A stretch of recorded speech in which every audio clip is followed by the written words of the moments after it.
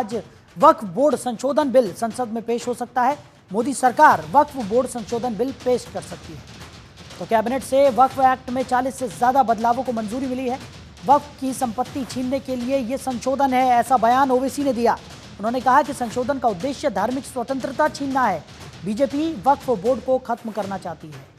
तो एआईएमआईएम के अध्यक्ष असदुद्दीन ओवैसी का बयान इस संशोधन को लेकर सामने आया। उन्होंने कहा कि बीजेपी वक्फ बोर्ड को खत्म करना चाहती है और वक्फ बोर्ड के अधिकारों को छीनने के लिए एक बड़ी साजिश यहां पर भारतीय जनता पार्टी कर रही है। तो मोदी सरकार वक्फ बोर्ड संशोधन बिल आज संसद में पेश कर सकती है। वक्फ बोर्ड के अधिकारों में कटौती करने को लेकर यह बिल संसद में पेश किया जा सकता है। कैबिनेट में 40 संशोधनों को मंजूरी मिली थी, जिसके बाद आज सदन के पटल पर यह बिल रखा जा सकता है। तो वहीं एआईएमआईएम प्रमुख असदुद्दीन ओवैसी का बयान इस पूरे मामले में सामने आया। उन्होंने कहा कि बीजेपी वक्फ बोर्ड को खत्म करना चाहती है। वक्फ बोर्ड के अधिकारों को भारतीय जनता पार्टी छीनना चाहती है। इसी उद्देश्य से यह बिल भारतीय जनता पार्टी ला रही है।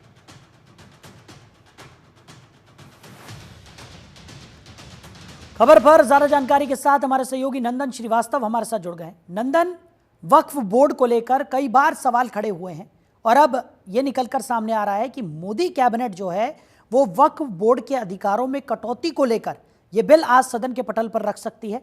क्या कुछ जानकारी मिल पा रही है?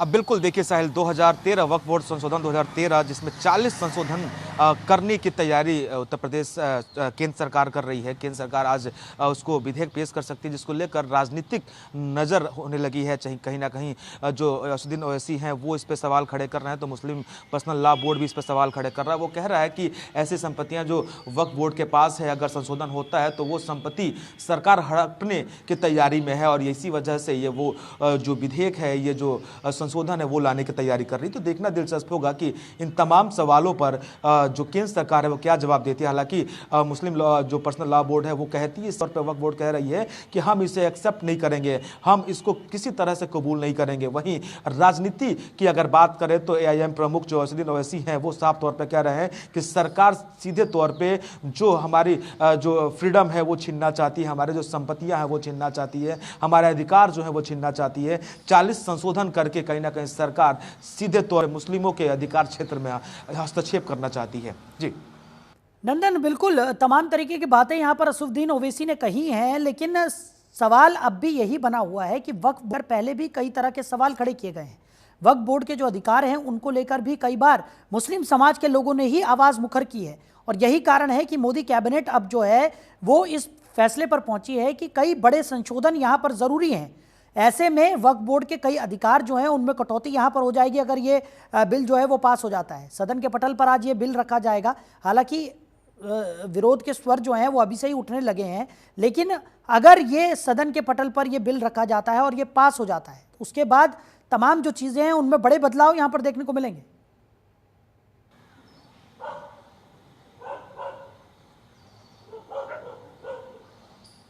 अब बिल्कुल साहिल, निश्चित तौर पर 2013 में ये संशोधन का 40 संशोधन बनाए गए थे विधेयक पेश करने के लिए, लेकिन अभी तक पेश नहीं हो पाया था और तब से विरोध चल रहा है। और कहीं ना कहीं अब जब इस सप्ताह पटल पर रखने की तैयारी तब केंद्र सरकार कर रही है, तो कहीं ना कहीं निश्चित तौर पर जवाब और सवाल होने लगे हैं।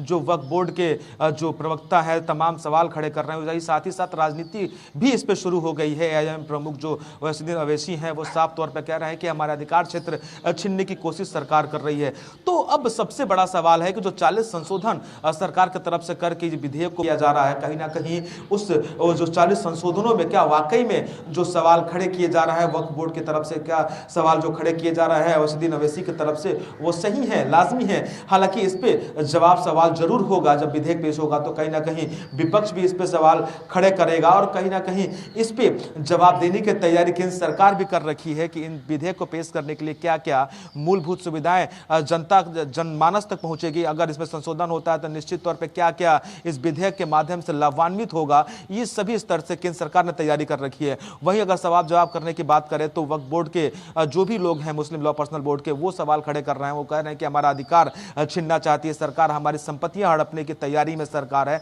अगर इस संशोधन विधेयक पास हो जाता है तो ये तो इस तरह के सवाल खड़े हो रहे हैं। अवैसीद्दीन ओवैसी ने साफ कहा है कि हमें इस तरह का कोई भी विधेयक हमें कबूल नहीं है, हम इस विधेयक को कबूल नहीं करेंगे। तो इस पर निश्चित तौर पर राजनीति हो रही है।